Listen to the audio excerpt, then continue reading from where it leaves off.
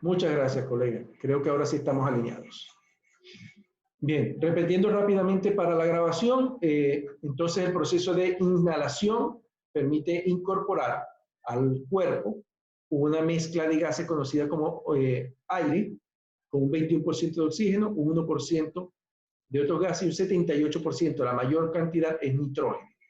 Y al exhalar, exhalamos aire con una variación dentro de esas características o composición, donde el cuerpo pues se ha hecho de un porcentaje que varía entre un 5 y un 6% que el cuerpo ha tomado a través de la membrana alveolar, a nivel de los alveolos pulmonares, y queda remanente de 15 a 16% de oxígeno para poder exhalar, lo que permite, como ya dijimos, brindar asistencia a través de la respiración asistida a cualquier persona pues, que así lo necesite.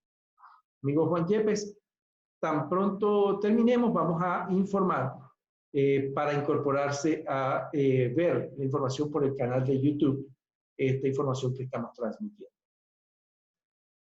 Entonces, el proceso de respiración, como sabemos, está constituido por una primera fase, que es la inspiración, donde hay una contracción del diafragma, hay una entrada del aire por boca y nariz, y trasladamos el aire hacia el nivel de los alvéolos. Ese es el fin último, llevar el aire desde el exterior, pasando por la nariz, tráquea, llegando a los pulmones y a los alvéolos pulmonares, donde a través de la membrana alveolar hay un proceso de intercambio gaseoso y podemos incorporar al torrente sanguíneo oxígeno y expulsar, sacar dióxido de carbono. Luego viene una fase de intercambio gaseoso, como dijimos, el oxígeno pasa del alvéolo a la sangre y el dióxido de carbono pasa de la sangre al alvéolo. Y finalmente, en la fase de expiración, hay una relajación del músculo diafragmático para lograr la expulsión del aire. Entonces, bueno, esto nos define de alguna manera ese proceso de intercambio gaseoso. En ese proceso, al inhalar, nosotros no tenemos cómo poder sortear toda esta cantidad de elementos que pueden estar embebidos o disueltos o en suspensión en el aire, por lo cual, pues si incorporamos una mezcla de gases, entre ellos el dióxido de carbono, que está remanente en el ambiente, también puede incorporarse, también puede ingresar en el aire. Además, vapores que pueden estar presentes. Recordemos que un vapor es la fase líquida de cualquier elemento.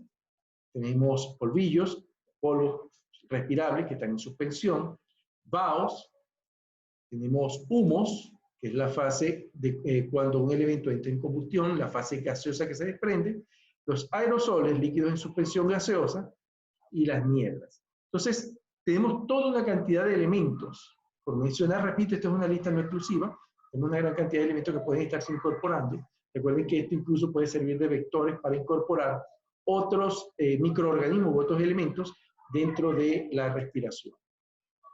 Me voy con una información, y esto lo vamos a ver a lo largo de la presentación, en algunos puntos, de la reglamentación acá de República Dominicana. Luego habríamos que compararlo con la de otros países. Recordemos que tenemos personas que nos visitan de otras partes. En el mismo reglamento, la Secretaría del Estado para la Seguridad o para el Trabajo nos habla de las condiciones generales relativas a la seguridad y salud en el trabajo. Y allí en su punto 1.8 nos dice que en presencia de contaminantes atmosféricos, estos se deben captar y evitar su dispersión. Es decir, es una obligación dentro del proceso de prevención de riesgos laborales, identificar la presencia de estos agentes en el ambiente y poderlos expulsar, poderlos sacar, eliminar del entorno de trabajo. Esa sería la primera función. Por supuesto, ojalá siempre pudiéramos simplemente eliminar todos los peligros. Sería maravilloso. No siempre es posible y por ello habrá algunas actividades que hay que tomar. Entonces habíamos mencionado polvillos, como los que se forman cuando se agregan ingredientes secos a una mezcla, o cuando se tamiza alguna harina, cuando se lija, cuando se utiliza un elemento abrasivo sobre una superficie sólida, puede ser piedra, puede ser madera. gases metálicos que se producen, por ejemplo, en la actividad de soldadura, al cortar y derretir metales, metales, por ejemplo, en suspensión, como pudiera ser el cadmio, como pudiera ser el plomo, azufre. Tenemos los vapores de solventes de adhesivos, pinturas, separadores, allí los revestimientos en aerosol, allí estos vapores solventes pueden incorporar bencenos, toluenos y otros agentes que son o presentan una alta toxicidad al organismo, agentes infecciosos como bacterias, la tuberculosis, en entornos de atención a la salud, los médicos. Tenemos hoy por hoy una situación muy particular donde probablemente los profesionales más destacados y que mayor lucha están brindando precisamente en los entornos médicos y luchando en muchos casos con uñas y dientes para lograr brindarnos una atención positiva. Peligros químicos de diferente naturaleza, gas cloro, amoníaco, procesos químicos de operaciones. También entendemos que precisamente por esta misma situación de afectación internacional global, estamos optando por realizar trabajos continuos de aseo, limpieza, utilizando algunos productos químicos, cloro y amoníaco que se mencionan allí. El problema es que el cloro, siendo un gas tóxico, es manejable, y el amoníaco, siendo un gas tóxico, también es manejable. Recordemos que ambos van muy en una alta disolución, una disolución muy suave dentro de lo que cabe, por lo cual podemos de alguna manera manejarlo. Pero si estos dos productos son mezclados en el proceso de limpieza, por ejemplo, en baños, en un entorno relativamente cerrado, la mezcla del cloro y el amoníaco nos genera cloruro de amonio, un gas que tiene un nivel de toxicidad y agresividad mucho mayor incluso que los dos elementos que lo componen. Vapores o polvillos sensibilizantes, el acerrín, los isocianatos, epóxicos, berilio, muchos de ellos que generan algunos tipos de eritemas, tanto a nivel cutáneo como cuando ingresan al organismo a nivel respiratorio, pues también generan altos niveles de irritación o sensibilización a las mucosas. Falta del oxígeno como elemento primordial, se da muy comúnmente en espacios cerrados, en espacios confinados con baja ventilación, aunque de hecho uno de los elementos que define un espacio confinado es precisamente la baja ventilación. Los productos farmacéuticos durante la producción de medicamentos recetados, hablamos de laboratorios. Allí, cuando hablamos de un laboratorio farmacéutico, bueno, la cantidad de elementos que pueden estar en el ambiente cuando no se cumplen las nociones mínimas de seguridad para el manejo de estos en las operaciones, pues es alarmante. Entendamos que día a día se incorporan probablemente 100.000 productos diferentes a los procesos industriales y es difícil hacer el seguimiento continuo a todos ellos. Estoy seguro que esto que estamos conversando pues, es un simple abreboca. Recordemos que dentro de 2 semanas tenemos un tema que está para chuparse los dedos con el ingeniero Douglas Luengo en la parte de peligros atmosféricos, específicamente para espacios confinados que requieren permiso, donde todo esto debe profundizarse y vamos a aprovechar la sapiencia de un ingeniero químico de su talla. Nuevamente, la Secretaría del Estado del Trabajo pues, nos dice que ante riesgos químicos, cuando se superan los valores límites umbrales o TLB, el empleador debe iniciar acciones inmediatas. En algunos países, la recomendación de tomar acciones, de hecho, si bien se mantiene ligado al valor límite umbral, nos dice que no es al alcanzarlo, sino ya con alcanzar el 50% del valor límite umbral es información suficiente para que el empleador pues, inicie las tareas de remoción o trabajos de protección al trabajador. Y ahí nos habla, bueno, que si ya alcanzamos definitivamente el valor límite umbral o estamos por superarlo, pues la primera medida necesariamente tiene que ser dotar del equipo de protección personal. Acá, aunque parece que estuviéramos yendo en contra de esa estructura casi calcárea que se nos recita de memoria a los prevencionistas, donde nos dice que lo primero que tenemos que hacer son tareas de ingeniería para luego ir a los procesos de modificación de procesos, ir a los procesos activos eliminar, encapsular, para luego pasar a los procesos administrativos, de capacitación, etcétera, para finalmente llegar a los equipos de protección. Esta es una situación que es atípica. Nos encontramos con una situación donde ya per se el trabajador se encuentra enfrentando un proceso de exposición indebida y no podemos y no tenemos el tiempo para entrar a hacer proyectos de mejora y todo esto. No, la acción es inmediata. Hay que aislar al trabajador, hay que dotar del equipo de protección personal, porque si esto no fuera posible, necesariamente tendríamos que suspender la actividad. Entonces, este es uno de los escenarios en donde, al identificar una situación de exposición indebida, la primera acción a tomar es invertir la matriz de efectividad de las acciones de control y comenzar por el equipo de protección personal. Allí, bueno, habría que incorporar luego o conversar sobre los peligros físicos, en este caso, frío y calor. Me gustaría que alguno de los contertulios, de los compañeros que están asistiendo a este conversatorio, me ayude a convertirlo realmente en un conversatorio. ¿Quién me puede comentar sobre estos efectos del frío y el calor? ¿Habrá realmente efecto de estas condiciones sobre nuestro sistema respiratorio?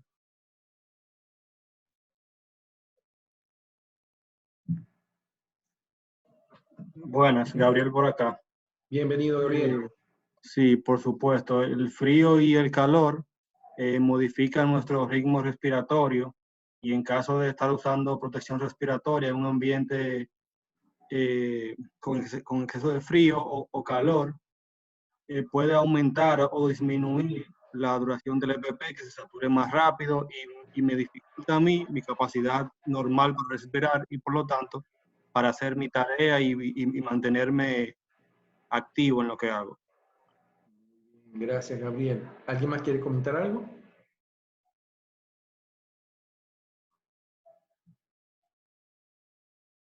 Allí nos menciona, más allá de los equipos de protección, hacemos mención rápidamente de que el compañero Gabriel que nos habla trabaja en una empresa de producción del área de alimentos, entornos que también, si no hay un control adecuado, pueden tornarse en entornos pulvígenos, con las condicionantes, por supuesto, de las que hemos estado conversando.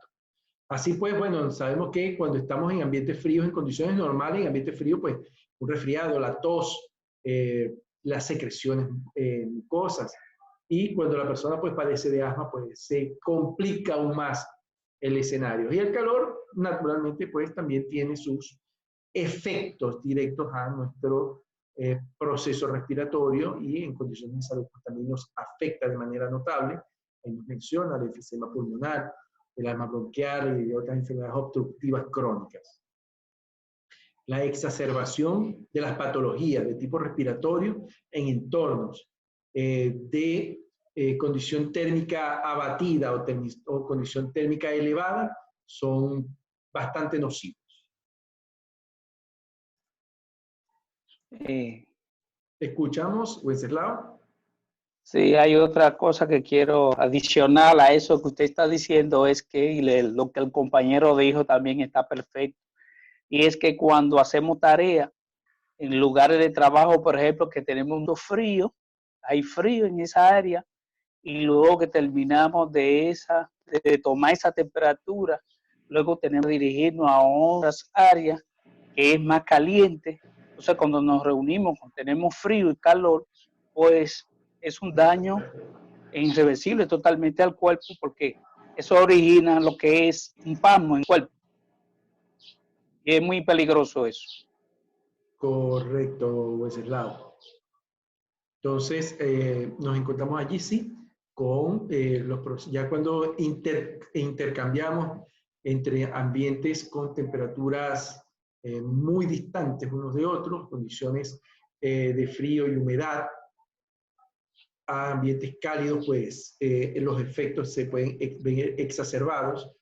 Estamos hablando allí, por ejemplo, de las personas que tienen que estar trabajando en entornos como cavas, donde tenemos almacenamiento de productos cárnicos, La persona tiene que ingresar a la cava cuarto desde el área de despacho. Hablamos, por ejemplo, de los supermercados.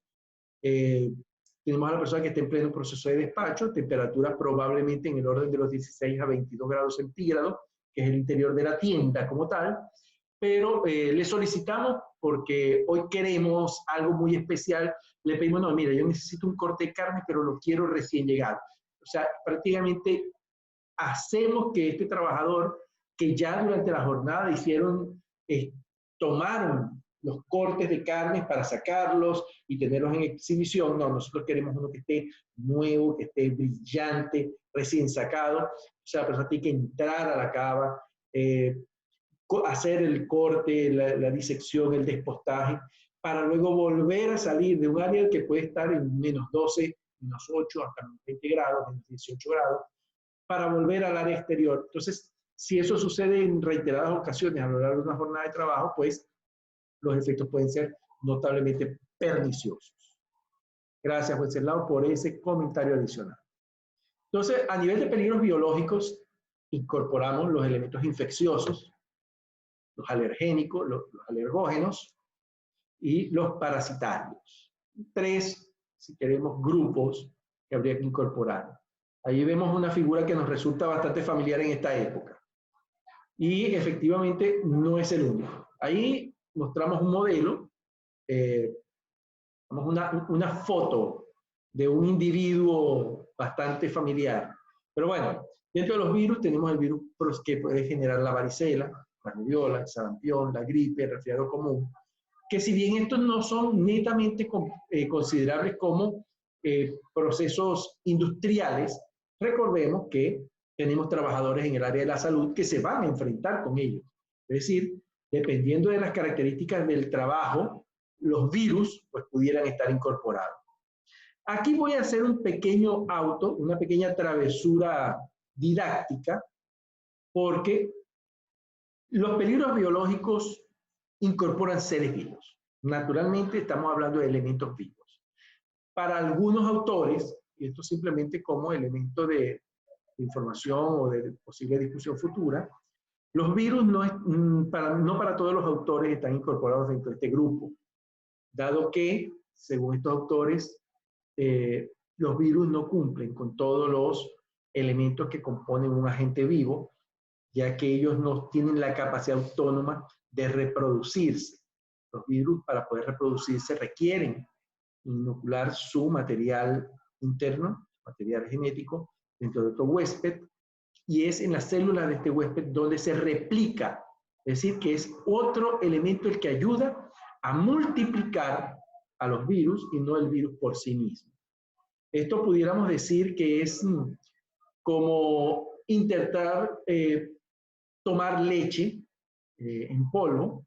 Sabemos que para poderla preparar, pues necesariamente habría que agregarle agua. Es decir, sin otro elemento de la leche en polvo, pues, per se no la podemos tomar. Aunque tenemos algunos chiquillos por allí que hacen la travesura de mezclarla con azúcar y comérsela así, pero bueno, ya eso obedece a más elementos culturales y travesuras de cocina. Pero sí, hoy los vamos a incorporar dentro de los elementos biológicos, dejando la salvedad, repito, de que no para todos los autores es, o lo incorporan o lo toman en consideración como tal. Además, los virus, tenemos a las bacterias que nos pueden brindar algunas situaciones indeseadas, como la aparición de patologías tipo tuberculosis, faringitis, neumonía, difteria, legionelosis, tosferina, por mencionar un grupo de las tal vez más comunes, y hablar de los hongos y las patologías fúngicas como la aspergilosis, pie de atleta y algunos otros tipos de hongos que pueden afectarnos en nuestros trabajos. Recordemos que cuando el trabajador se ve en la necesidad de portar durante largas jornadas sus zapatos de seguridad con sus medias en ambientes cálidos, si no hay un proceso adecuado de aseo, puede presentarse humedad, calor, oscuridad, y esa mezcla de 3 elementos son el escenario deseable para la aparición de muchos tipos de estos elementos, como son los hongos. Entonces, bueno, acá simplemente como idea algunos de los elementos o peligros biológicos que pudiéramos estar encontrando en entornos ocupacionales y que pueden, en algunos casos, incorporarse por vía respiratoria.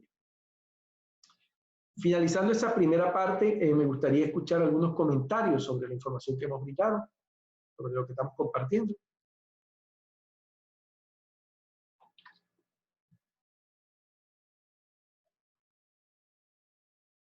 ¿Tenemos a alguien por allí? Déjenme revisar si es que no me quedé solo. No, por aquí me dice que hay otras 19 personas conmigo. ¿Alguien se anima? Luis, Audi de Uruguay. No, Luis. muy clara la ponencia, todo claro hasta ahora. Para mí, bien en la explicación. Magnífico. Luis, que esta mañana estuvimos conversando. Por ahí tenemos algo pendiente, ¿correcto? Sí, después lo hablamos. Vale, definimos eso. Bueno, vamos a comenzar entonces con la segunda parte, si no hay más comentarios. Y son los mecanismos de prevención y protección. La primera fase que hablaríamos sería la protección biológica, que son las defensas naturales que tiene nuestro organismo. Nuestro propio cuerpo ya es capaz, de hecho, de luchar contra muchos de los agentes que habíamos mencionado. Para ello, nuestro organismo está dotado, viene de fábrica con todo un arsenal de lucha y protección. Podemos hablar de estos vellitos en la nariz, los pelos de la nariz, son nuestra primera línea de defensa, encargados de atrapar las partículas inhaladas. Esa es la función primordial. Digamos que en ese proceso se genera lo que son las mucosidades, que permiten la expulsión de muchos de estos agentes que han sido capturados. Si tenemos algunos agentes que por su tamaño logran burlar esta primera barrera, más adelante pues se encontrarán con los cilios, que son similares a vellosidades, que atrapan partículas y las conducen en la parte posterior de la garganta. Nuevamente aquí, un proceso que permite, bien sea por la expulsión oral o por deglución, evitar que estos agentes en el aire pues lleguen a nivel de los pulmones. Otro elemento importante de protección es la membrana mucosa y sus secreciones que atrapan las partículas que logran atravesar los elementos que anteriormente hemos mencionado. Y finalmente, el mismo proceso, un arco reflejo que tiene nuestro organismo, que es la tos, que a través de movimientos espasmódicos de los pulmones busca crear corrientes de aire controladas de elevada potencia para expulsar agentes que se encuentren en el tracto respiratorio. Muchas veces, ante cualquier tos, buscamos inmediatamente o apelamos a los medicamentos antitusígenos sin tomar en consideración que probablemente este proceso pueda devenir a raíz de algún agente que se encuentra en el interior del organismo que debe ser expulsado. Entonces, bueno, podemos crear una situación aún peor. Por ello, ante un proceso de tos sostenida, siempre, y que queremos dejar el mensaje eterno, evite la automedicación y consulte a su médico para ver cuál puede ser realmente la fuente de esa tos. Sistemas de prevención a nivel global los vamos a mencionar simplemente como elementos que permiten evitar la interacción de estos agentes en el aire con el organismo, y tenemos algunos que actúan directamente sobre el trabajador. Ahí podemos mencionar la selección del personal, cuando debemos tomar a alguien para realizar alguna tarea en particular, alguna actividad que tenemos prevista en un ambiente donde por el solo proceso entendemos la posibilidad de presencia de polvo en suspensión, bien sea para trabajos de limpieza, trabajos de carpintería, exposición a áreas de pintura, aerosol, etc. Entendamos lo inconveniente que sería contratar a una persona que de hecho presenta, por ejemplo, asma. Allí, una evaluación médica preliminar, un descarte, permitiría identificar como primera medida la selección adecuada de una persona en función de las limitaciones que puede brindar ese trabajo. Tenemos la medicina del trabajo a través de los procesos, por ejemplo, de vacunación de las personas, buscando crear los anticuerpos necesarios, que es el caso, por ejemplo, de esta famosa vacuna contra las gripes estacionales o las influencias estacionales, que de alguna manera buscan proteger o brindarnos algún nivel de protección adicional en determinadas épocas del año. Y la parte de la capacitación, adiestramiento, la formación del capital humano en las técnicas de cómo hacer el trabajo, de qué es lo que debe hacer, cómo hacerlo, qué medidas tomar, qué no hacer. La parte de la formación de capital humano siempre es una medida importante y de primer nivel a la hora de evitar este tipo de situaciones. Por otro lado, tenemos algunas medidas preventivas que actúan directamente sobre el entorno o microclima de trabajo. Como podemos mencionar, por ejemplo, la condición de la ergonomía. Aquí, en particular, hablamos de la ergonomía ambiental, el control de las condiciones ambientales, para tratar de minimizar los efectos que habíamos mencionado anteriormente del frío y el calor sobre los individuos. La parte de la psicosociología, para tratar de alguna manera, bueno, creo que esta tal vez es una de los elementos que más necesitamos en estos momentos, donde la situación del entorno ambiental a través de la presencia del coronavirus y de otros virus que podamos tener en el entorno, pues afecta en gran medida a la persona, no solamente en lo físico, en la parte biológica, sino también en la parte psicosocial, al verse limitado en gran parte de su disponibilidad de entorno, en el acceso a muchas de las bondades que él aspiraría, como mínima, en su trabajo, en su día a día. Entonces, bueno, la parte psicosocial también es un efecto que puede verse afectado. Por ello, es importante crear campañas para tratar de controlar los efectos negativos del estrés en el individuo.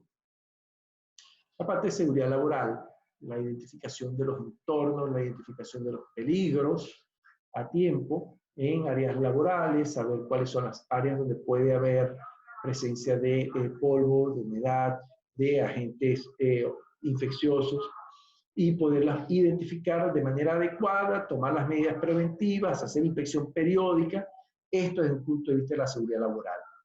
Si hablamos de la higiene industrial, pues resulta prácticamente una verdad de perogrullo hacer la mención de que es a través de la higiene industrial donde nosotros vamos a poder identificar las desviaciones que puedan presentarse en el entorno de trabajo y que de alguna manera puedan afectar a las personas a través de la medición de la presencia de polvos en suspensión o polvo respirable, polvos totales, hablamos de las condiciones termohigrométricas o de otros agentes víricos que podemos tener en el ambiente. Entonces, la higiene industrial, desde el punto de vista de la parte de identificación, detección, medición, pues nos va a dar gran parte de las medidas previas necesarias. Y, por supuesto, la parte de mantenimiento. El mantenimiento es probablemente una de las medidas preventivas menos consideradas.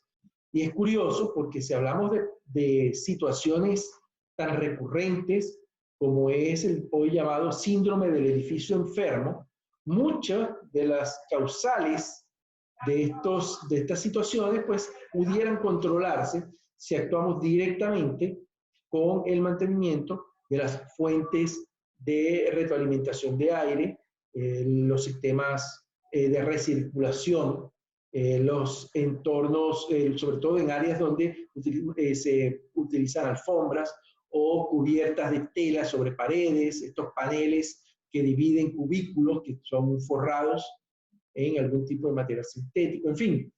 La parte del mantenimiento de los equipos, instalaciones, puede ser un elemento también a tomar en consideración para evitar y prevenir la aparición o el efecto de los agentes dentro del organismo a nivel del proceso respiratorio. ¿Alguien comenta en esta parte algo? Recuerdo que en este caso estamos buscando hacer un proceso lo más interactivo posible. ¿Okay? Bien, entonces, Sí. ajá. Excelente, sí, todo lo que usted ha mencionado con respecto a lo que es el mantenimiento es muy importante porque dependiendo que la empresa donde los trabajadores estén trabajando se hagan los mantenimientos correspondientes, pues el trabajador se va a beneficiar de una buena salud. Es lo correcto. Magnífico. Aquí tal vez hemos dejado de lado elementos importantes. Por ejemplo, la limpieza de los filtros. Exacto. Aparte que tiene que ver dentro de ese proceso de mantenimiento, los filtros de muchos de los procesos industriales, si no están funcionando adecuadamente, pues hablamos acá tal vez de empresas cementeras que pueden generar al entorno, al ambiente, uno de los elementos neumoconióticos más agresivos, como es los elementos de piedras cálcicas, y de cómo esto puede afectar el entorno donde la empresa se encuentra. Es decir, ya no hablamos solamente del trabajador, ahora también vemos puertas afuera el efecto que te puede causar. Muchas, de hecho, por no decir todas las empresas cementeras y de otro tipo de trabajos de esta naturaleza, tienen procesos de purificación de aire de alta tecnología y el proceso de mantenimiento, por supuesto, es un elemento de tecnificación adicional que se incorpora dentro del sistema de gestión de la organización. Y bueno, tenemos algunos niveles de control a tomar en consideración. Ya los habíamos dicho de manera somera, pero bueno, ya cuando entramos a un proceso que vamos a trabajar incluso desde la fase de diseño, hablar un poco de la ingeniería, los sistemas los cambios en los procesos, los sistemas de extracción focalizados, las prácticas laborales como la aplicación de revestimiento con brocha en lugar de utilizar aerosoles. Sabemos y entendemos que esto no siempre es factible, pero es una medida que tenemos que tomar en consideración. Cuando no sea necesario aplicar, y aquí hablamos de revestimiento, podemos hablar de pinturas, como podemos hablar incluso de la aplicación de grasas, aceites, lubricantes y demás. Y dentro de estos procesos industriales de acabado, pues si no es un acabado para la vista, como pudiera ser el exterior del vehículo, de un vehículo que está en proceso de ensamblaje, pues, por ejemplo, para las partes de abajo, de chasis y otras partes, si pudiera estarse utilizando un proceso diferente, bien sea por inmersión, por ejemplo. Y elementos administrativos, como es la minimización del tiempo de exposición o la reducción de la cantidad de personas que estarían en presencia de estos agentes, de alguna manera, pues también nos ayudaría a limitar la incidencia de casos dentro del entorno operativo.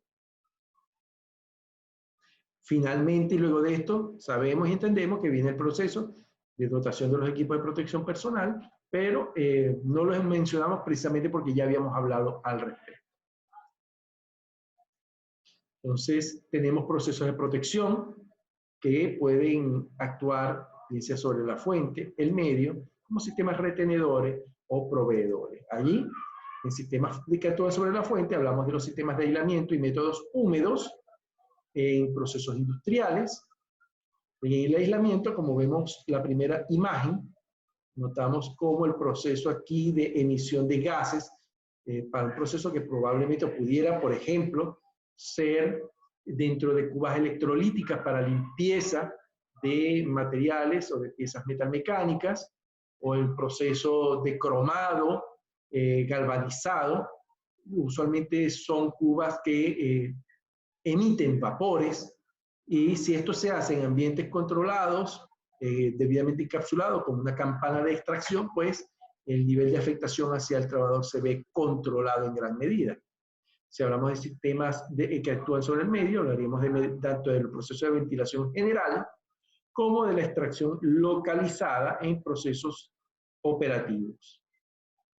En sistemas retenedores, hablamos de los sistemas de retención físicos, químicos y mixtos.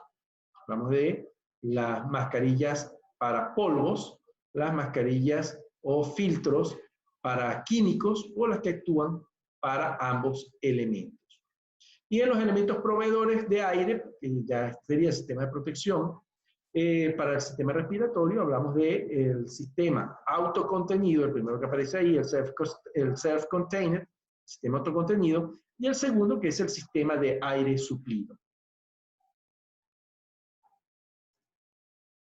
Entonces, acá, nuevamente, un dato desde el punto de vista legal o normativo, nos habla acá en República Dominicana de la utilización de los equipos de protección personal en los lugares de trabajo y nos habla específicamente de la protección de las vías respiratorias. ¿Sí? No estamos hablando nada al capricho, sino, de hecho, los elementos que en la legislación, tanto dominicana como en muchos otros países, arrojan en función de estas necesidades. ¿Algo que podamos comentar de esta segunda parte una vez culminada?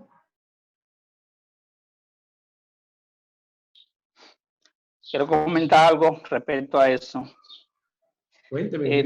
Todo lo explicado, excelente, muy bien, perfecto ya, pero en esa, por ejemplo, las empresas que usted estuvo mencionando como respecto a la cementera, que tienen operaciones agresivas, pues deben de enviar a sus empleados a realizarse su análisis cada tiempo, para así ver, observar de cómo está su salud específicamente.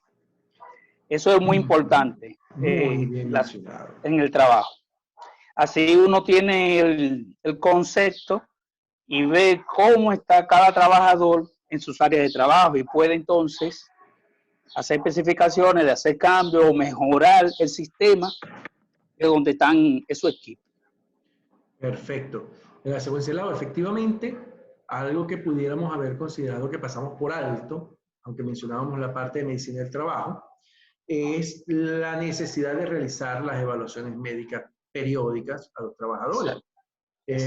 Dentro, cuando ya estamos hablando de estas situaciones que podemos tener material pulvígeno o algún tipo de elemento neumoconiótico, sea por elementos metálicos como siderosis o por carbón, la carboniosis, la misma asbestosis o incluso la proveniente por la arena de sílice, la silicosis o cualquiera de otros derivados, todos ellos englobados en lo que se conoce como patología de tipo neumoconiótica, la necesidad de incorporar dentro del perfil o batería de exámenes lo que es la espirometría, pues venga, es una necesidad y es parte importante dentro de ese perfil de exámenes que hay que desarrollar el trabajador. Eso es así. Bien, vamos a conversar entonces, ahora sí, de parte de lo que es el programa de protección respiratoria. Entonces, conversamos, decimos que este programa de protección respiratoria es una manera cohesiva de colección de procedimientos, tanto locativos como específicos y escritos, que abordan todos los elementos de protección respiratoria requeridos por las normas. Allí, nuevamente, haciendo uso de lo que son las normativas de la Secretaría de Estado del Trabajo, hablaríamos de que en minas, canteras, subterráneos, perforaciones, fosos, sótanos y silos, acá, amigo Douglas, podemos estar hablando entonces de espacios confinados en todos estos casos. Hablamos de que el complemento del procedimiento de entrada al lugar confinado debe incorporar el establecimiento de un plan para prevenir accidentes y eso necesariamente debe incorporar la parte de la protección respiratoria. O sea, bueno, parte integral de ese programa de seguridad y salud laboral, seguridad y salud del trabajo, exigido por las normativas en muchos países, es, de hecho, entendemos que es una necesidad. Y una buena guía para aquellos países que no tienen una normativa específica al respecto, nos la brinda, por ejemplo, la norma OSHA 29 CFR 1910-134, la cual nos habla Primero, de los procedimientos para seleccionar respiradores para su uso en el lugar de trabajo, las evaluaciones médicas de los empleados necesarias para el uso de esos respiradores, los procedimientos de prueba de ajuste para respiradores y ajuste hermético, y acá, porque en muchas ocasiones olvidamos que el equipo de protección personal no es solamente para dotar, debe de haber todo un proceso de formación o capacitación al respecto, que incluye el uso, la selección, el uso, el mantenimiento adecuado y la identificación de cuándo estos deben ser procesos de mantenimiento o reemplazo, si fuere el caso. Y por supuesto, lo que es la verificación de que este equipo realmente ajuste. Por dos razones. Primero, porque al ser elementos de ajuste, hay que ver si el cierre, la zona de cierre, realmente cubre las zonas necesarias y adicionalmente, si se produce un cierre hermético, para ello es necesario verificar la forma de la cara contra la forma del elemento de protección y la ausencia de elementos que impidan ese cierre, como por ejemplo la vellosidad facial. Para muchos de estos elementos, y te podrás imaginar la situación como se nos presenta en este momento con la condición sobrevenida, donde muchas personas deben portar, o se les recomienda portar protección respiratoria, pero sus propias características de moda o gustos personales al utilizar, bien sea bigotes frondosos o barba, impide que estos elementos puedan ser utilizados de manera adecuada. Entonces, la formación también debe pasar por esa parte. Procedimiento para el uso apropiado de los respiradores, el procedimiento y programa de limpieza, inspección, reparación, renovación y mantenimiento, procedimientos para garantizar la calidad, cantidad y flujo del aire para un respirador, en este caso, si hablamos de un equipo de protección de aire suplido, formación para los empleados en lo que son los riesgos respiratorios, de los cuales hemos venido conversando en la primera unidad, la formación de los empleados en el uso apropiado del respirador, sus limitaciones, sus elementos de mantenimiento, y los procedimientos para evaluar regularmente la eficacia del programa.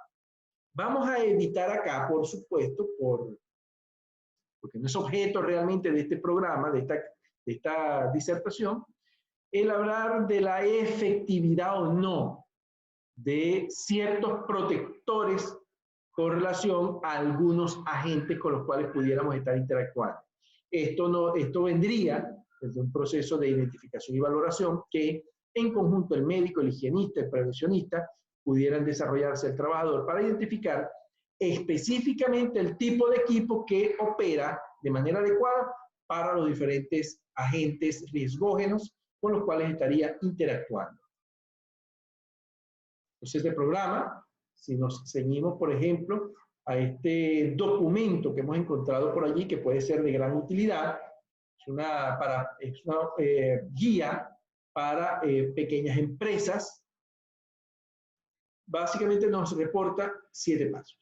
La selección de respiradores apropiados para el uso en el lugar de trabajo, la capacitación a los empleados en el uso apropiado de respiradores, limitaciones y mantenimiento, la protección para evaluación médica de los empleados que deben usar respiradores, las pruebas de ajuste de respirador, de ajuste hermético, el uso de respiradores adecuados en situaciones rutinarias, el aseguramiento del suministro adecuado de aire, cantidad y flujo, y el establecimiento y aplicación del plan de limpieza, desinfección, almacenamiento, inspección, reparación, descarte y mantenimiento de respiradores.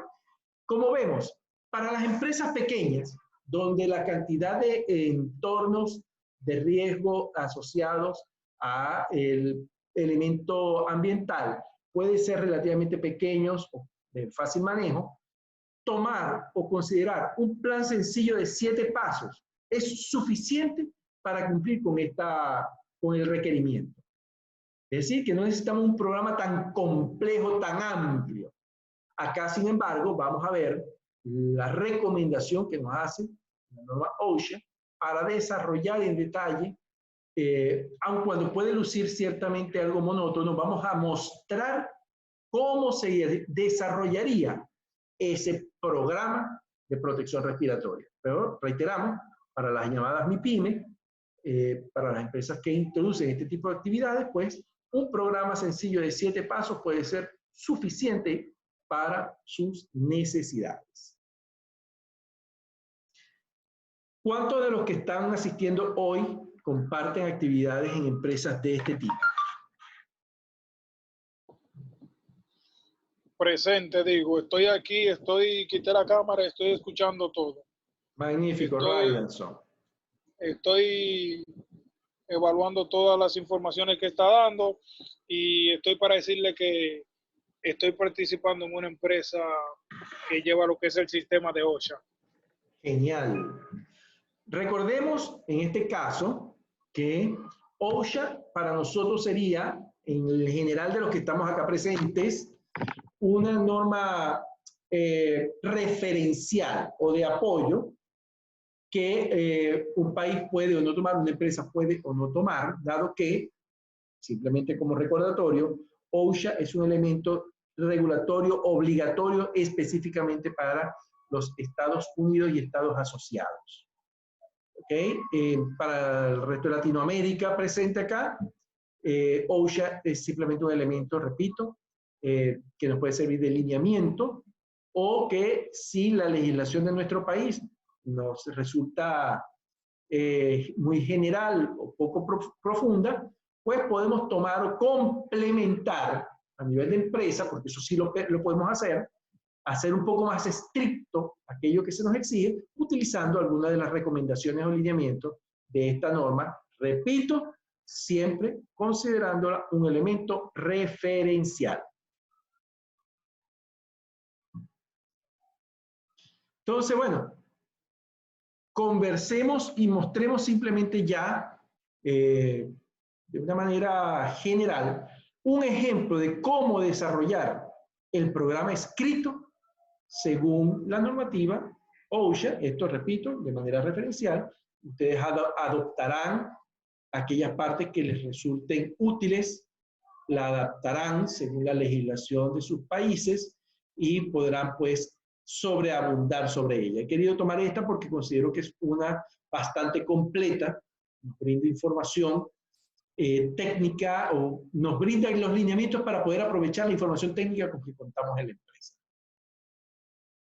Entonces, este programa básicamente nos habla acá del programa según el Georgia Institute y comienza con un primer punto que es la administración del sistema. En este primer punto, no es más que declaratorio, administración total del programa respiratorio y definimos quiénes son los responsables. Acá entra nuestra gente de aseguramiento de la calidad, por supuesto, nos va a brindar un apoyo impresionante a la hora de documentar de manera adecuada todo este programa, ya que entendamos que cuando hablamos de procedimentación, hay una serie de normas y lineamientos globalmente aceptados de cómo hacer o cómo desarrollar este programa, que aunque puede parecer complejo, realmente lo que necesita es atención.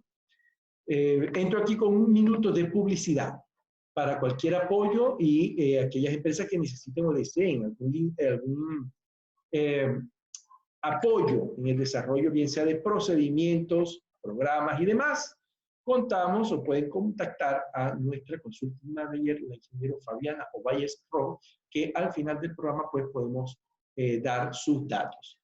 Entonces, bueno, publicidad. Eso es por nuestros anunciantes. Bien, continuamos con un segundo punto, que es la parte de la selección. Hemos dicho que una fase importantísima es definir e identificar cuáles son los elementos del proceso que deben ser dotados. Aquellas personas que deben ser dotadas de algún tipo de equipo, algún tipo de elemento de protección, o bien sea personal o colectivo, y esto debe estar registrado. Entonces, en esa selección, debemos entender que los respiradores, y aquí hago nuevamente la acotación, de que aquí nos hace referencia a que deben estar certificados por OSHA, y voy a hacer una acotación bastante importante acá. OSHA no certifica. Quiero que entendamos que muchas veces utilizamos este lenguaje que ahí mostramos, ¿okay? Por uso y costumbre. Es decir, mira, queremos comprar equipo de protección, pero deben estar certificados por OSHA. Cuidado. OSHA como institución, lo mismo que NIOSH, lo mismo, perdón, que aquí nos habla de NIOSH, disculpen ustedes el lapsus, OSHA, NIOSH y otros organismos, ACGIH, etcétera, no certifican equipos, no certifican productos. Ellos establecen lineamientos. Son las empresas fabricantes quienes en los productos estampan su nota diciendo o informando que estos productos cumplen con los lineamientos exigidos por. Es decir, que realmente quien está dando una certificación es el fabricante. Quien nos está diciendo, sí, este producto cumple con los lineamientos, necesidades y requerimientos de estos entes. Entonces, hacemos como acotación que es técnicamente inadecuado decir que el producto está certificado por NIOSH. En este caso, por ejemplo, los respiradores.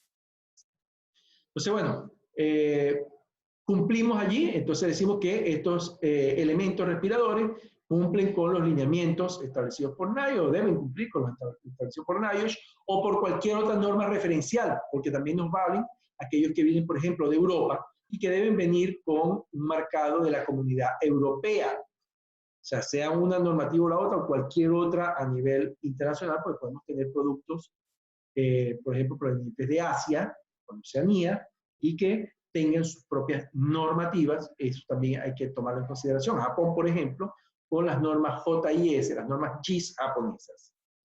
La selección de los respiradores, definir pues, de quién es la responsabilidad, y acá muchas veces no entra el prevencionista o el médico ocupacional o el higienista de la empresa, según sea el caso, para identificar cuáles son los criterios y necesidades que vamos a establecer. Esto debe estar documentado. ¿Por qué?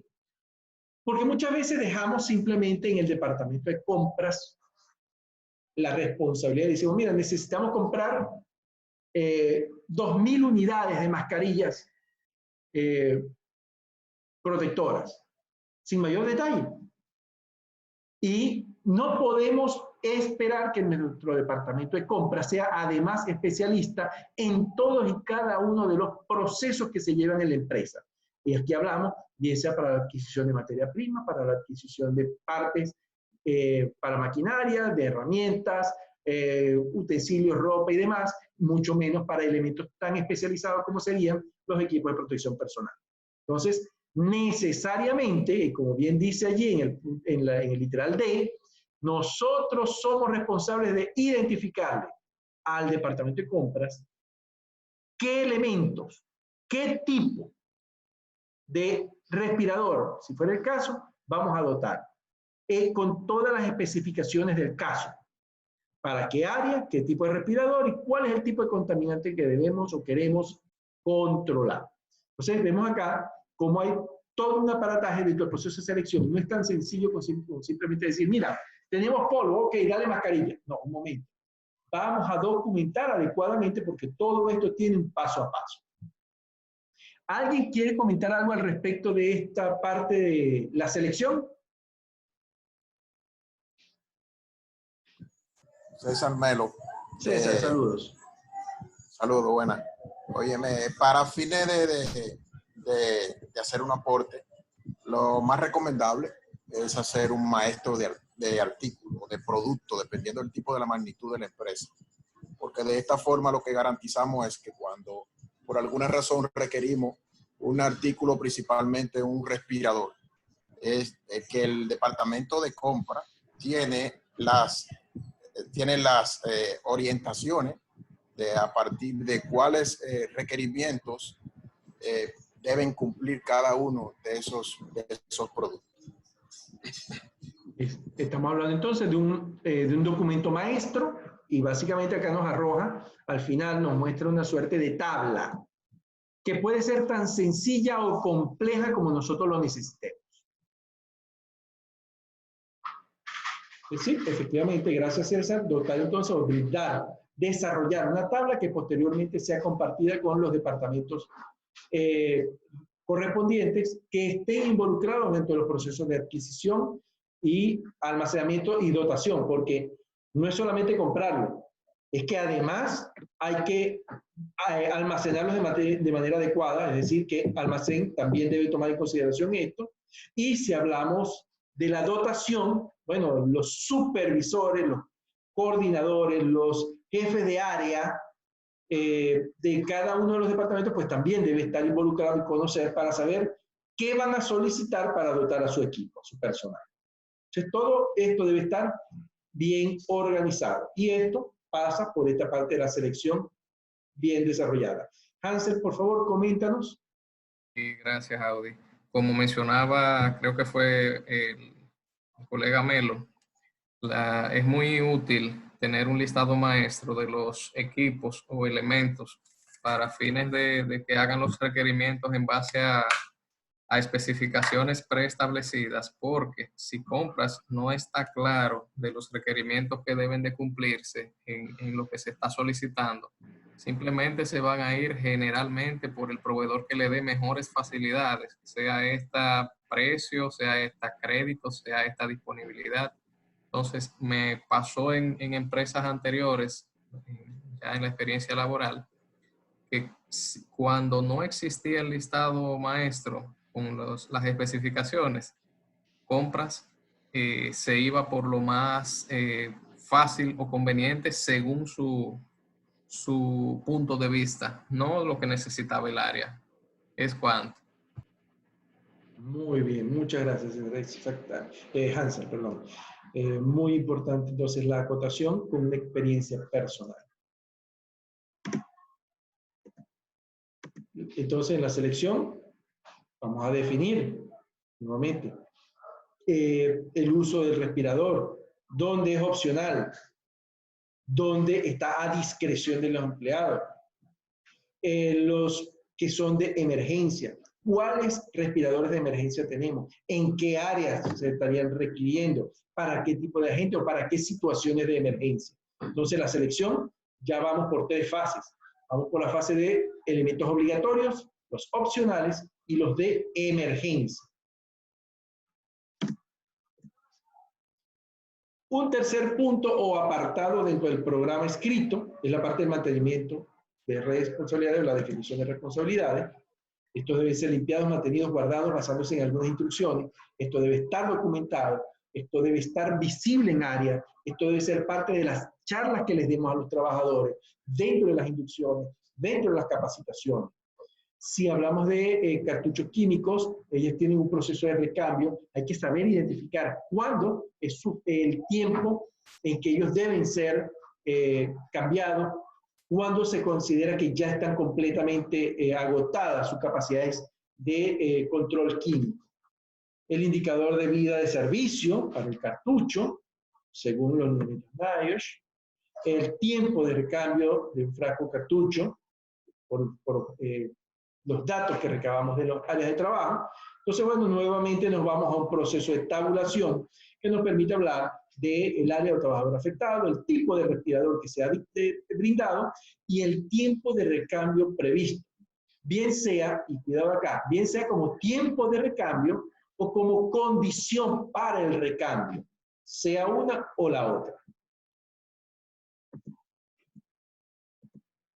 Si el respirador se utiliza para respuesta de emergencia, bueno, también quién está, qué documentación hay que llenar. Hay elementos que no son de uso cotidiano. Es el caso, repito, de los de emergencia. Tener un proceso periódico de inspección de los sistemas autocontenidos, verificar los 3 elementos clave en los sistemas autocontenidos. 2 de ellos se inspeccionan periódicamente. El correaje y el contenido. Pero en ocasiones olvidamos la parte de la hermeticidad. Hay que verificar también el nivel de hermeticidad que nos brinda la máscara o el conjunto para el trabajador. Entonces, son los 3 elementos los que hay que verificar periódicamente. Contenido, de los cilindros, la hermeticidad y el correaje. Y por supuesto las condiciones externas de él que nos puedan dar alguna información sobre la necesidad de un mantenimiento mayor o incluso la sustitución del equipo. Y bueno, el cómo deben ser almacenados siempre según el fabricante. Aquí tenemos nuevamente otra tabla y esto es la ventaja de este sistema que nos brinda Ocean, y es que todo lo tenemos tabulado. Es decir, que cualquier documentación la podemos también publicar en áreas. Definir cuál es el área, el trabajador, el tipo de respirador y dónde las vamos a tener almacenadas. Si son equipos autocontenidos para emergencia, si son, hemos visto probablemente empresas donde vamos por algún pasillo y nos encontramos con un gabinete, como encontramos comúnmente los gabinetes para la manguera de incendio o el gabinete para el extintor, o si hablamos de el gabinete para los primeros auxilios en área. Hoy por hoy se consiguen también gabinetes en los pasillos con los desfibriladores autónomos, los sistemas de desfibrilación asistida. Pues también es posible que en algunas áreas, sobre todo en áreas de procesos, podamos encontrar áreas, sobre todo en áreas en las afueras de estas instalaciones, donde la persona, en caso de una emergencia, debe salir del área de trabajo, del área de emergencia, instalar, colocarse su equipo de protección que tenga una cabina y volver a ingresar.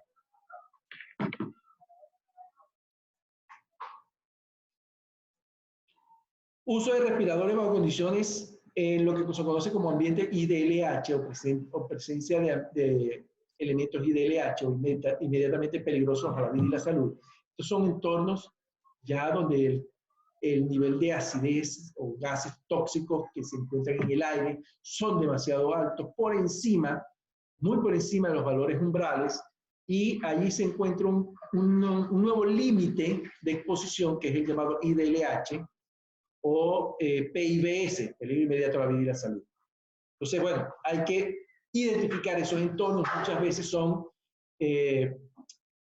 hablamos de espacios confinados con condiciones muy agresivas en el aire, digestores, pudiéramos hablar de sistemas de alcantarillado, pudiéramos hablar de áreas o tanques de procesos muy específicos, mezcladores, donde los elementos que allí se encuentran pues, son muy agresivos. Cómo contar con sistemas de voz, sistemas de comunicación. Los empleados pues deben contar con mecanismos de cómo comunicarse. Muchas veces los equipos que utilizamos para este tipo de instalación controlan o dificultan mucho lo que es la comunicación, por lo cual hay que optar y definir pues, cuáles van a ser los medios y procedimientos que vamos a utilizar. Cómo dar rescates en estas situaciones. Antes de que el empleador es localizado afuera, entre, por supuesto, proveer de los medios de rescate de emergencia, declarar la notificación, y aquí siempre es importante recordar la necesidad de contar con un documento que autorice, pasado un proceso de análisis, la entrada a ese espacio confinado. Entonces, definir quiénes ingresan, qué características, bajo qué condiciones, qué herramientas y demás, qué condiciones pueden ocurrir, y siempre contar con un hombre afuera, un hombre vigía, quien en ningún momento, incluso ni siquiera en condición de emergencia, está autorizado al ingreso. La persona de comunicación o la persona de apoyo externo, quienes deben estar dotados, por supuesto, de sistemas, quienes van a ingresar, de sistemas normalmente para estos trabajos que son de corta duración, son con sistemas de aire comprimido. Estamos hablando de sistemas autocontenidos. El equipo de rescate, pues, provee al empleado que ingresa a esta atmósfera y donde el equipo de rescate contribuye al rescate del empleado si fuera necesario, sin aumentar los riesgos. Entonces, contar, repito, con estos elementos de protección y deben estar debidamente documentados cuál es el protocolo y el procedimiento. Aquí nos amparamos, repito, en las medidas establecidas en el plan para ingreso a espacios confinados. El entrenamiento es una parte necesaria. Desde un principio lo hemos venido diciendo, previo al uso del respirador, vamos a darle entrenamiento. Que la persona que lo va a tomar comprenda, entienda y además que nos demuestre que efectivamente lo conoce, lo entiende y lo utiliza de manera adecuada. Entonces, tamaño, uso, mantenimiento apropiado del respirador, porque efectivamente, a veces no recordamos que estos vienen también por talla. Los respiradores, las pantallas, sobre todo con acople de carga completa, vienen por tallas y necesitamos identificar las tallas para que estos pues, brinden la protección que necesitamos. Identificar las limitaciones, la capacidad de los respiradores, utilizarlos, identificar cómo se deben utilizar de manera eficiente, sobre el caso de emergencia, cómo se inspecciona, promueve, cómo se utiliza, cómo se quita, usa, la verificación de los sellos, cómo se descarta, cuándo alcanza su vida útil. Tenemos pues que dar una formación completa. No es tan sencillo. Si nosotros podemos lograr que el mismo proveedor o el fabricante del producto nos suministre una capacitación o nos brinde un sistema de formación para formadores, pues sería genial. Si no, nos apoyaríamos en nuestro propio personal o incluso en terceras partes, en empresas que nos puedan brindar esta formación puertas adentro. Periódicamente el proceso de reentrenamiento, no solamente porque puede llegar a olvidarse o entrarse en una rutina tal que haga que la persona obvie algún paso por la misma costumbre o comodidad, sino que además cuando la persona incurre en un accidente, cuando hay un accidente, un evento en la empresa, es un buen momento para recordar el uso y bueno, recordar todo lo que hemos mencionado. Todos los elementos de esta capacitación, de esta formación, deben ser debidamente documentados para su trazabilidad. La evaluación médica, de la cual nos hacías referencia hace rato, definir los empleados, qué tipo de respiradores, qué tipo de medidas, cuáles son los requisitos de evaluación médica. No es la misma característica de evaluación médica si es para máscaras para polvo, que si es para sistemas respiratorios autocontenidos. O sea, son riesgos a veces diferentes que debemos tomar en consideración. Por ello, las evaluaciones médicas también varían. Tal vez es una constante en todas ellas incorporar la parte de la espirometría, pero por ejemplo, la condición de la espalda, para una persona que lo que va a utilizar es una mascarilla para polvo, no es lo mismo que si va a utilizar un sistema autocontenido para rescate. Identificamos por nombre y apellido la persona que debe proporcionar las evaluaciones médicas. Si va a ser interno, si va a ser externo, y contar con resultados. Obvio, las evaluaciones médicas y todos estos resultados y demás no son de acceso público, son totalmente restringidos al departamento médico, pero sí debemos tener constancias de aptitud para las diferentes actividades que vayamos a realizar. Esa evaluación médica, para ello hay un cuestionario médico para uso de respiradores, nos dan una recomendación en OSHA, que podemos tomarla como un elemento válido de primera mano, pero evaluemos también en nuestra legislación y las prácticas de nuestras empresas qué otros elementos sustentables podemos estar aplicando. Seguimiento a los exámenes médicos. Cada vez que un empleado pues, resulta positivo a alguna pregunta de estos test o evaluaciones, si hay algún síntoma relacionado con la habilidad para utilizar el respirador, si una persona resulta mareada, si resulta con dolor de pecho, dificultad para cualquier efecto identificado durante una evaluación posterior a un ingreso, hay que hacer una actualización de esas evaluaciones médicas. El proveedor médico, pues, siempre mantendrá información relevante de la recomendación de una reevaluación y la información que incluye las observaciones hechas durante las pruebas de las cuales hemos hecho referencia. Si ocurre un cambio en las condiciones del lugar de trabajo que puede resultar en un incremento de la carga psicológica sobre el empleado, hay que incorporar la evaluación psicosociológica que ya habíamos mencionado a un principio. Notamos cómo la parte de la evaluación médica es amplia y es porque tal vez uno de los elementos que a veces pasamos por alto es la necesidad de que el trabajador sea el adecuado para el uso del equipo. O sea, no es solamente dotar el equipo, es ver que este trabajador lo pueda utilizar de manera adecuada. ¿Alguien nos quiere hacer un comentario sobre todo esto que hemos hablado de las evaluaciones médicas?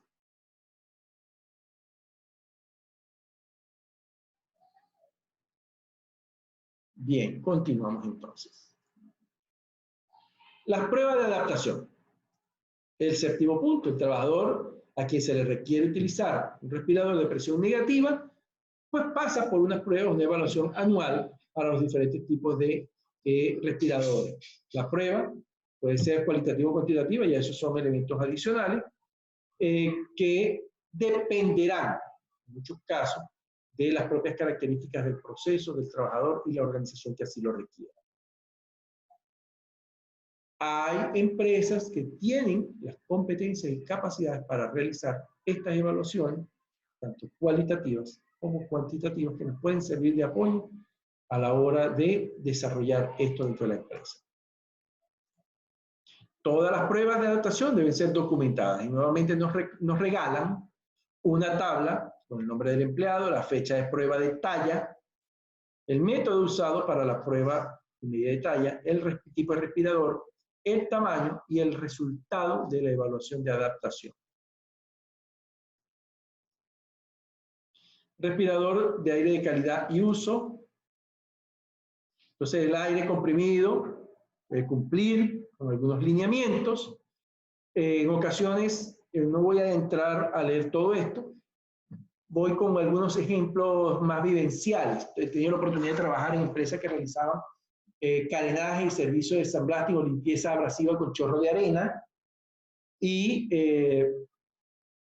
posteriormente migramos a un sistema de wet blasting, es decir, chorro de arena húmeda, para disminuir la cantidad de polvo en suspensión. Sin embargo, naturalmente siempre se mantenía la protección al trabajador con un sistema de aire suplido, no autocontenido, sino en este caso con aire suplido, a través de un compresor que nos tomaba el aire y enviaba esto a través de una manguera de alta presión hasta el traje, donde hay un conversor o un elemento que permite llevar de alta presión a baja presión, y eso es lo que va a la máscara del trabajador.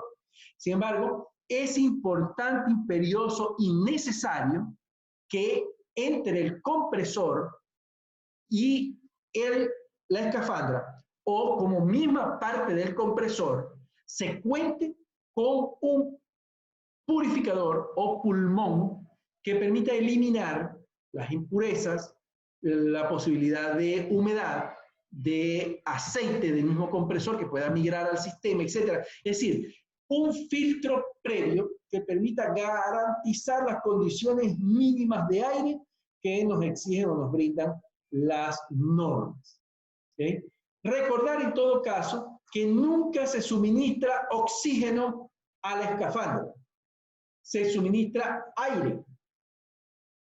No podemos suministrar oxígeno porque el oxígeno para el organismo es tóxico en condición de alta pureza, pudiendo incluso generar edema pulmonar por encima de los 40 o 45% en aire. Es decir, que nunca hablamos de suministrar oxígeno, sino suministrar aire a los trabajadores. Y por supuesto, hablar de los cilindros que deben también cumplir con sus requerimientos. Los compresores, bueno, ya hemos hablado de esto, de la calidad de la línea, el aire purificado, las camas absorbentes o filtros, los suministros para respirar por compresores de aceite lubricado, para su eliminación. Nos da incluso un límite de 10 partes por millón, es decir, que el pulmón debe dar un nivel de limpieza pues muy alto, y asegurar que todos los acoples de aire para respirar son incompatibles con las de aire no respirable. ¿Qué es esto? Bueno, que ni por error quien va a conectar la línea de suministro de aire a un trabajador a una batería de cilindros de aire respirable, o sea, ni por error debe poderlas conectar a otro tipo de cilindro. Los elementos de conexión son y deben ser únicos para evitar, repito, errores o confusiones. Son sistemas a prueba de fallas. Uso ocupacional y voluntario de respiradores. O sea, esto forma parte del proceso de trabajo. Son los empleadores que voluntariamente utilizan estos respiradores desechables con filtro, con parte de la piedra, la máscara para polvo como elemento primordial, deben ser parte también de esta información y conocer cuáles son los lineamientos y cómo hacer el uso adecuado.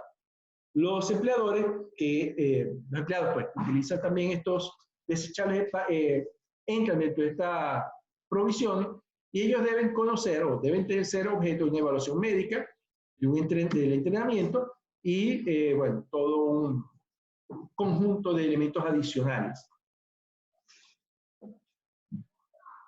Y es que, a diferencia de otros equipos de protección, si alguien quiere utilizar porque siente polvo en el aire, porque es demasiado susceptible, y esto es un caso que también hay que identificar, las susceptibilidades individuales. Una persona es hipersensible, por ejemplo, al polen, al polvo, a algunas fibras, etcétera, pues esta persona puede optar o puede solicitar que se le dote a él de un equipo de protección de uso voluntario, que más nadie lo va a estar usando en el área porque él es el único que se afecta. Eso es factible. Eso puede ocurrir. Pero eso también entra dentro de un proceso que hay que documentar. Vemos allí. Esto les va a quedar cuando vean la presentación, bueno, como simplemente un elemento de apoyo y soporte. Cuando sí, cuando no, qué aplica y qué no aplica. Si es para la máscara, para polvo. Si es un elemento elastomérico de respiración. Si es para el sistema de respiración por purificación. Y los diferentes elementos que componen esta subsección. Hacía la referencia de que no era problema. Si él lo quería utilizar, lo puede utilizar. A diferencia de otros equipos de protección, donde si la persona no lo requiere, no debe darse la opción de que lo pueda utilizar voluntariamente. So pena de ser objeto de algún tipo de daño a la salud, lesión o cualquier otra condición derivada de su uso inadecuado. Entonces, cuidado. Entre los elementos que sí permite su uso en cualquier instalación, sin mayores restricciones, están precisamente los respiratorios.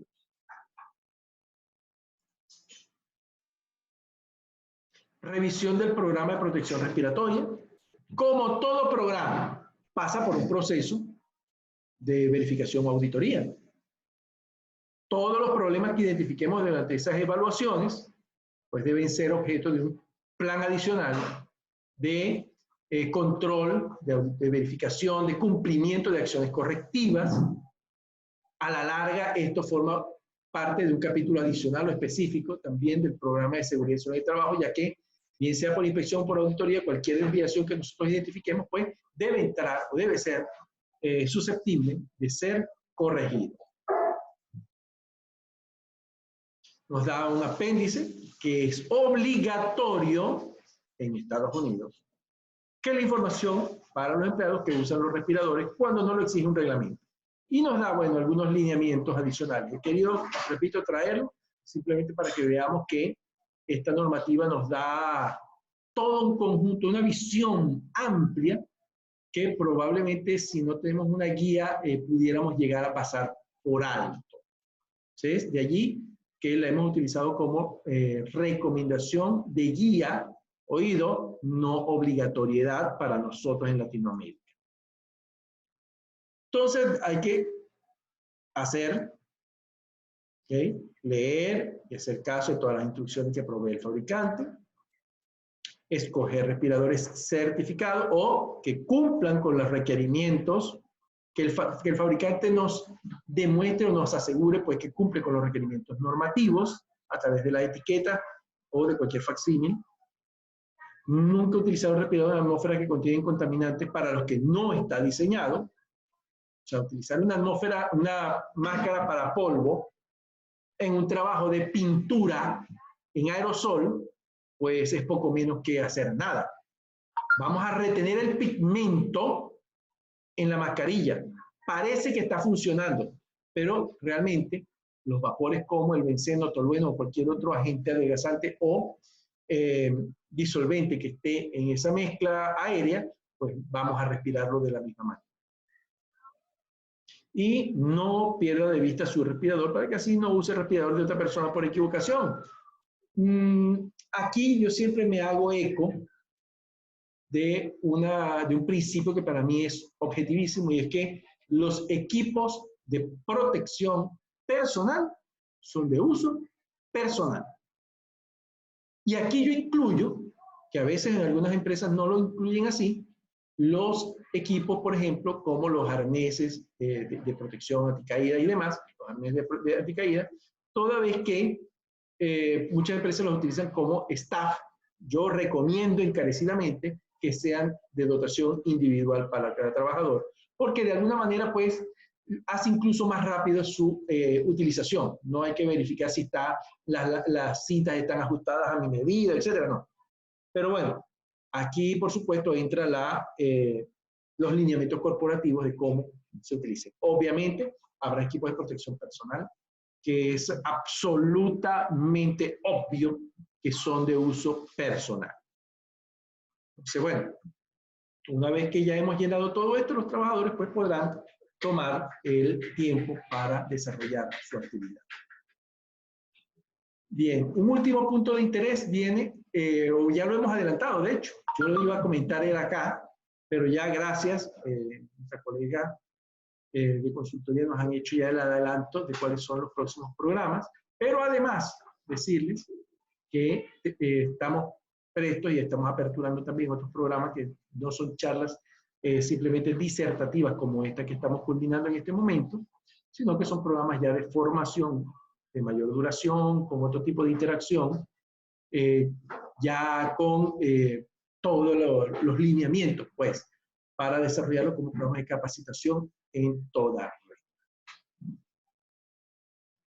red. Bueno, alguien nos menciona por allí, queremos buenos resultados, pero gestionar por resultados no siempre es el camino para obtenerlo.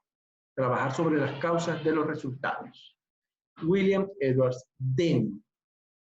Gracias, y antes de irnos me gustaría, por favor, poder contar unos minutos de su tiempo para poder escuchar algunos comentarios sobre lo que hemos conversado hasta este momento.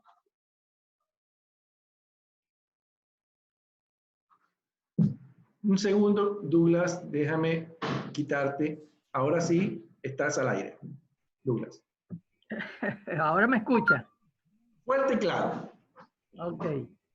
Mira, quería comentar que bueno, que excelente la presentación y felicitaciones pues a ti y a la empresa por estas iniciativas. Sin embargo, quiero hacer un comentario para fortalecer pues y contribuir a que se mejore la disertación, el programa, ¿no? Esa es la idea de un conversatorio, Douglas. Todos los comentarios son bienvenidos. Generalmente nos referimos a que los equipos de protección personal son la última etapa, la última fase, el último recurso para utilizar. Sin embargo, generalmente en estos programas de protección respiratoria terminamos dándole mucho énfasis y mucho hincapié a la parte de lo que son los equipos de protección personal, ¿no?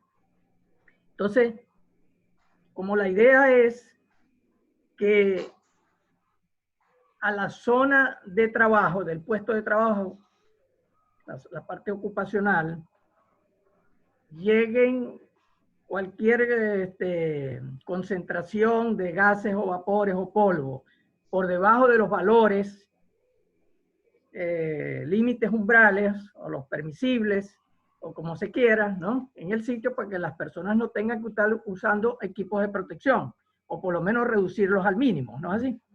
Entonces, correcto. hay unas etapas anteriores en donde quizás debería de hacerse un poquito más de énfasis, ¿no? Es, por ejemplo, en la parte como todo programa de prevención dice que una vez identificados los peligros, nosotros debemos de eliminar el peligro en su fuente, en su origen. Entonces, lo primero es tratar de, a través de la seguridad intrínseca, de la parte del diseño, y selección de equipos, construcción, etcétera, tratar de que haya mayor integridad en el proceso, para que haya menos emanaciones, ¿no? La otra parte es el muestreo, ¿no? Que además de que hay el muestreo en la zona de respiración, ¿no? Que precisamente el muestreo en la zona de respiración es para detectar pues las concentraciones que están llegando ahí, a ver si están por encima de los valores permisibles y si hay la necesidad de los equipos de protección. Y aun cuando no es de un programa de protección respiratoria como tal, sino un programa ambiental, está el muestreo ambiental, ¿no? Que el muestreo ambiental también nos ayuda a detectar pues cualquier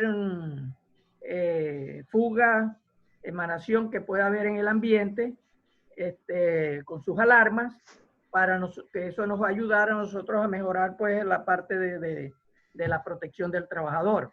Entonces, quería pues agregar estas dos cosas, de la parte de la eliminación del peligro en su fuente y la parte de el muestreo, sobre todo el muestreo en la zona de respiración, que nos va a decir los valores que nos están llegando al trabajador exactamente en la entrada de las vías respiratorias. Perfecto.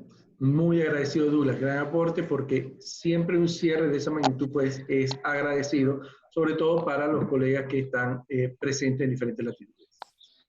¿Alguien quiere comentar algún punto adicional? Estoy presente. Raiderson. Dándole un poco de fuerza a lo que dijo nuestro compañero ingeniero Douglas. Siempre es bueno nosotros como prevencionistas hacer varias supervisiones, o sea, acercarnos muy constantemente hacia el personal que requiere de los equipos de protección que son poco comunes en el área de trabajo.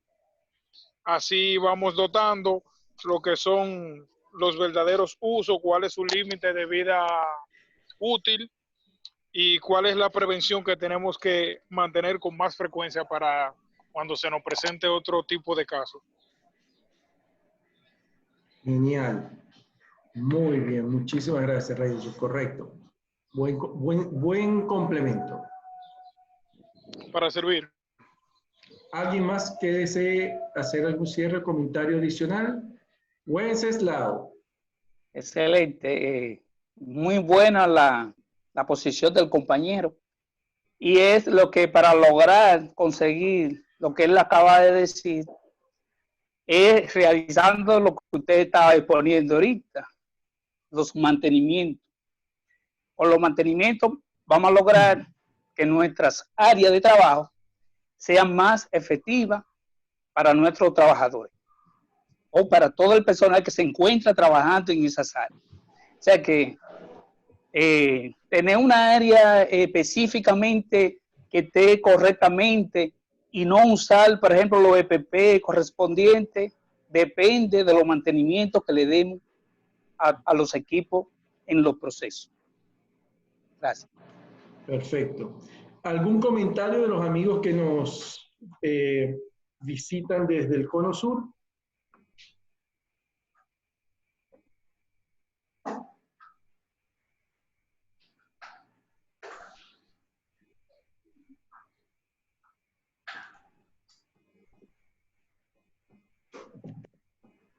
Y muchas gracias, Audi. A ti, Douglas, a ti. Bien, un punto que se nos había quedado en el tintero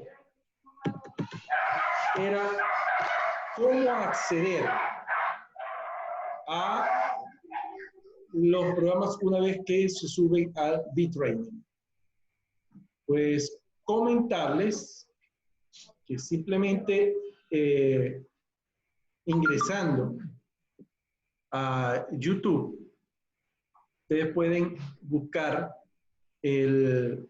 los canales, en este caso, el canal B-Training, tal cual como ustedes lo van a ver en todas las publicaciones, B-Training,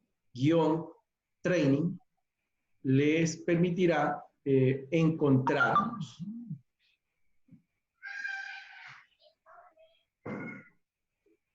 Una vez que nos encuentren, por supuesto, dennos su, como dicen los youtubers, dennos pulgar arriba. Y finalmente invitarlos, por favor, a que todos los programas que ustedes vean que les resulten de interés, no se los guarden.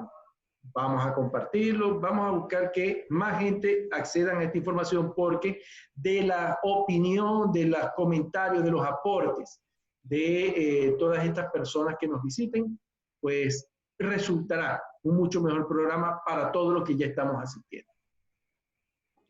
Bueno, no habiendo otros puntos para comentar y habiéndose cumplido el tiempo previsto, agradecerles a todos por la asistencia y esperando contar con ustedes para nuestros próximos programas. Estén atentos, recuerden nuestras redes sociales para poder estar al corriente de todas las actividades que vamos a estar desarrollando.